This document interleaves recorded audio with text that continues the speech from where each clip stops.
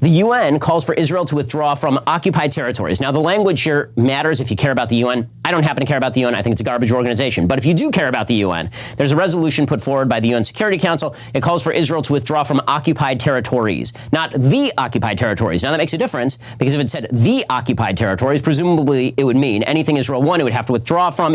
It's funny, who was it occupied from? Was it occupied from a Palestinian sovereign state, or was it occupied from Jordan, who illegally annexed it illegally, and Egypt, who illegally annexed it? So who was it occupied from? The UN is a garbage organization indeed. I agree with Ben on this. Hi, you guys doing this is Sahar TV, and in today's video, we're watching Ben Shapiro explaining in a beautiful way the history and creation of Israel in a way that you can finally understand. Let's watch. The Arabs side with Hitler. Okay, during World War II, you have Hajmin al-Husseini. He is the Grand Mufti of Jerusalem, one of the Palestinian leaders at the time, the Arab leaders at the time, and he was literally meeting with Hitler, attempting to encourage Hitler to establish a final solution in the Holy Land should the Germans be able to conquer that area, which the Germans came pretty close. I mean, you had Rommel literally in Egypt, right? Rommel was over here. Okay, so fast forward, you're now after World War II. Still, the British mandate is limiting the amount of Jewish immigration into British Mandate Palestine, because they're attempting to keep this conflict between the Jews and the Arabs simmering at a lower level. Okay, 1947, there's a UN partition plan, because now the British mandate in Palestine, they want to end it, they want to withdraw, they don't want to be there anymore. So the UN says, okay, we're going to vote on a partition plan. It retains Jerusalem as internationally governed. Okay, so it would not have been Jewish territory or Arab territory. It would have been internationally governed. It's just this fragmented, ridiculous state. Okay, the state for the Jews would have been like a slice here, a little bit of a slice of the coastal area here, and then the Negev desert down here. The Jews are like, give us whatever you got, right? Whatever you're going to give us, we will take. The Arabs instead decide that they're going to launch a bunch of low-level conflicts. So there's this kind of low-level, quiet war that's going on for about a year, with Arabs attacking Jewish settlements and attempting to kill Jews, and Jews attempting to defend themselves. May 14th, 1948, the British mandate officially ends. Israel declares its independence, right? This is Yom HaAtzmaut, or as the Arabs like to call it, the Nakba, right? They call it a disaster that Israel was established. The leader of Israel at this time is David Ben-Gurion. Ben-Gurion is no right-winger. He's no hardcore right-winger. Ben-Gurion was a labor socialist. Ben-Gurion was very much in favor of a wide variety of negotiations. He was quite anti-religious in sort of his own persona, but he understood the necessity of there being a Jewish state. In their founding documents, they ask the Arabs to stay. If you read the Declaration of Independence of the State of Israel, they explicitly say, we want to be a state for all of our citizens. Yes, we're a Jewish state, but we want Arabs to stay. We want them to become citizens. Instead, all of the surrounding Arab countries declare war. Israel is surrounded on every side by hostile states. Every single side, right? So you got Lebanon up north, you got Syria here, you got Jordan, you got Saudi Arabia, you got Egypt down here. And then there are a bunch of far-flung states that are also getting involved, right? Morocco was part of the 1948 war. You have a bunch of states that have decided they are going to invade and they are going to destroy Israel. Like they're just going to strangle it in the crib. And they're openly saying this. And not only are they openly saying this, they're telling the Arabs who are living in the Jewish areas, get out and get out of the way so our armies can come in and we can wipe the state off the map. Well, that's not how it ends up. Right? The way that it ends up is that the Jews end up basically retaining pretty much everything that's on this map, with the exception of the old city of Jerusalem.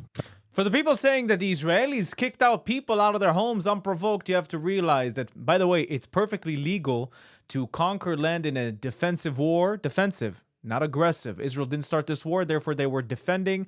Perfectly fine to obtain land in a defensive war. Second of all, if the Arabs would not have invaded in 1948, you would have not had refugees. People could have just stayed, built their country, etc., etc. But they did, and now they're paying the price. Right, so Jerusalem ends up basically split down the middle. Jerusalem is not controlled by the Jews at this point. The Temple Mount is still controlled by the Jordanians. By 1964, the Arab states have decided that they need almost a propaganda effort here. So they create the Palestine Liberation Organization. The Palestine Liberation Organization is a terrorist group.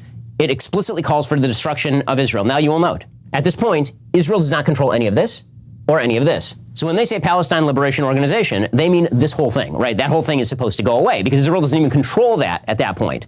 And they're not calling for Palestine to be liberated from Jordan or from Egypt. They're calling for the complete destruction of the state of Israel. Okay, so in 1967, the Arabs mobilized for all-out war. And this includes Egypt, it includes Jordan, it includes Saudi, it includes Syria. This is going to be the big war where they finally get rid of this nascent Jewish state that is less than 20 years old, right? And this is just less than 3 decades after the Holocaust. And Israel instead launches a preemptive war. They see this coming. They destroy the entire Egyptian Air Force on the ground. And in 6 days, they proceed to take the Golan Heights, which is this area of Syria. Israel takes over the entire Sinai Desert, takes all of Judea and Samaria to the Jordan River, takes all of the Gaza Strip, takes control of the old city of Jerusalem. Right? They do all of this in 6 days, which is why it's considered a miracle by the state of Israel. I mean, it's an unbelievable military performance. So in 6 days, they take what was going to be the war for their destruction. They proceed to expand their borders from this tiny thing to this, and all of this. Israel then proceeds to give up like all of it, right? So Israel keeps the Golan Heights because that's a military necessity. The UN calls for Israel to withdraw from occupied territories. Now, the language here matters if you care about the UN. I don't happen to care about the UN. I think it's a garbage organization. But if you do care about the UN, there's a resolution put forward by the UN Security Council. It calls for Israel to withdraw from occupied territories, not the occupied territories. Now, that makes a difference because if it said the occupied territories, presumably it would mean anything Israel won, it would have to withdraw from. It's funny, who was it occupied from? Was it occupied from a Palestinian sovereign state, or was it occupied from Jordan, who illegally annexed it, and Egypt, who illegally annexed it? So who was it occupied from? The UN is a garbage organization indeed. I agree with Ben on this. Care about the UN, which you really shouldn't, but it says occupied territories, which means subject to negotiations. The 67 Arab League summit happens, and they agree in Khartoum, Sudan, on the 3 no's. No peace, no recognition, no negotiations. And these are the 3 no's that are going to govern the Arabs all the way through. Basically until now, until the Abraham Accords. These were the 3 no's that mattered. And this is all the way in 1967. So whenever people talk about there needs to be a 2-state solution, why couldn't they have come to an agreement? Because literally one side said there will be no peace, no recognition, and no negotiations. One side has accepted every single peace deal provided to it to this point in time. And one side has said we will not accept any peace deal. And yet somehow there's a moral equivalency between the 2 sides. Explain that one. Okay, 73. Holiest day of the Jewish calendar, Yom Kippur. Everybody is fasting, everybody is praying, and a surprise attack is launched on the state of Israel. The prime minister is Golda Meir. She gets caught completely by surprise. They were warned, and they didn't take it seriously. Israel suffers extraordinary casualties in the 73 Yom Kippur War, and then once again maintains or expands its borders a little bit. 79, Camp David Accords. Finally, there's a breakthrough. Menachem Begin takes over as prime minister of Israel, a very right-wing prime minister. There were 2 major parties in Israel at this time, Likud and Labor. This is the first Likud prime minister. And one of the things that he does is he comes to a peace accord with Anwar Sadat, who is the nationalist leader of Egypt. And in those peace accords, Israel gives up the entire Sinai Desert. Israel gives up the entire thing to Egypt. A right-winger gives up on the Sinai Peninsula? What? But I thought they wanted to expand. I thought they wanted to be huge. Why would they give up the Sinai Peninsula back? Egypt in return for basically a cold peace. Anwar Sadat is then assassinated. In 1982, the Jordanian monarchy is deeply afraid that the Palestine Liberation Organization is going to overthrow the monarchy. They expel the Palestinians. The Palestinians end up in Lebanon, tens of thousands of Palestinians. Palestinian terrorist groups begin firing rockets over into Israel from South Lebanon. In 1982, Menachem Begin launches a war in Lebanon. Israel ends up basically going all the way up to the capital of Beirut and nearly occupying the entire country. And then they end up withdrawing under international pressure in what is considered sort of a disastrous war for the state of Israel. As always, whenever Israel withdraws from a territory, terrorist groups take over and then threaten Israel. This is the constant pattern. No matter, the only time this has not happened is with regard to withdrawal from the Sinai Desert. 1987, the Intifada breaks out. This is the Palestinians in the Judea and Samaria region. The reason that I use the terms Judea and Samaria is they are more historically accurate. People call it the West Bank. Why? Because Jordan occupied it, and this is the West Bank of the Jordan River. So the only reason that it's referred to as the West Bank, which is really historically anomalous, right? It's on the east side of Israel, but it's on the West Bank of the Jordan. That's a holdover from the time when the Jordanians occupied this entire area. Again, kind of funny, when people care about legality, they'll blame Israel for whatever they want, but calling it the West Bank, which is not the legal term used, Jordan occupied it illegally, so you want to use an illegal term? Fine. No one cares that Jordan occupied quote-unquote Palestinian land or that Egypt occupied quote-unquote Palestinian land. They only care when Jews occupy historically Jewish land. That's when things start to get really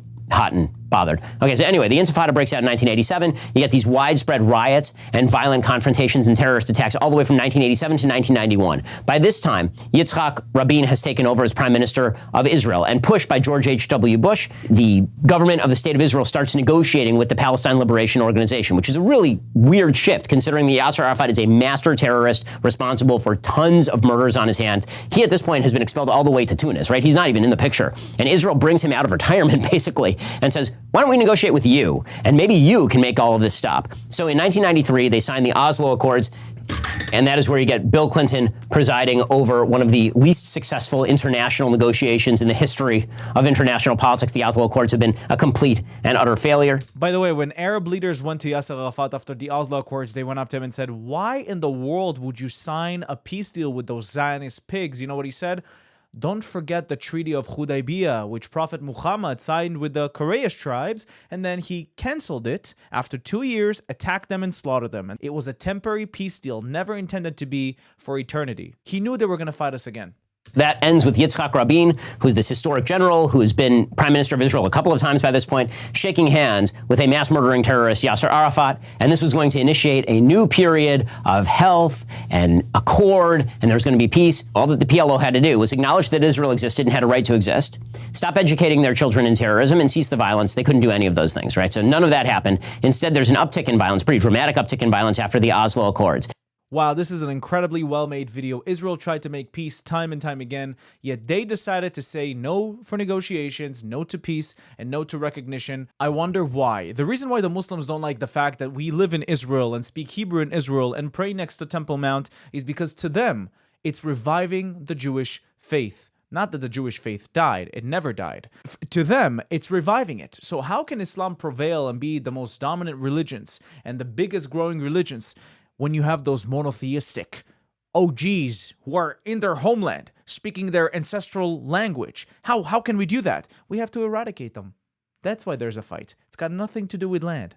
Nothing. They fought the Jews before 1948, and they'll fight the Jews after.